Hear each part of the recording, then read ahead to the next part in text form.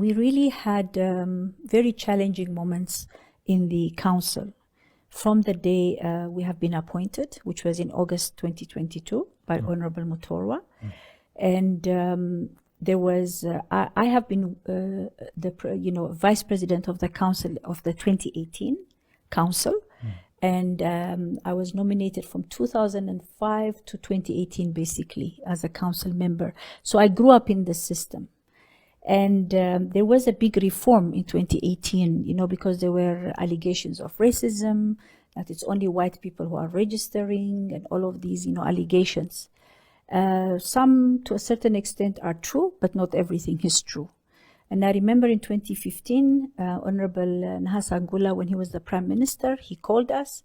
He also wanted to dissolve the council at the time because of these allegations. And I want to make this very important and clear, that we have some qualifications, example from Russia, from Ukraine, from Algeria, sometimes from China and any other country, that the Ministry of Education or whatever scholarship we send our students, they go there, they get trained, and then when they come back, they don't have the required analysis and the design and the mathematics and whatever else is needed to do the work. So what we do is then we tell them to go back to NAST or any other institution to add on their qualifications so that the standard is not compromised.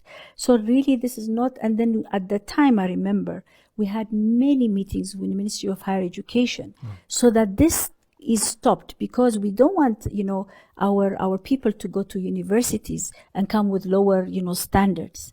So there was this, push and pull, but then later on it changed into a racism issue. They don't want to register us, but that was not the issue. Yeah. So at the time when Honorable Nhasa Ngula asked me, Madam Tekie, what do you say about this? And I told him the truth. I myself was subjected to racism when I came, 1990. As a young engineer who wanted to change the whole world. I'm a woman. I was so-called not Namibian, so a foreigner. The country is just independent. So I've gone through that as well. But I am of the opinion that engineering doesn't have color, doesn't have tribe, doesn't have segregation. Yeah. And I really wanted to bring unity in the Engineering Council, but that was not possible, unfortunately. Yeah. So there was a faction of engineers who really wanted to push and pull and use some political influence and use racism issues and BEE issues, but it was not really in that direction, but it was for self-interest. And there was the other team where we wanted to have a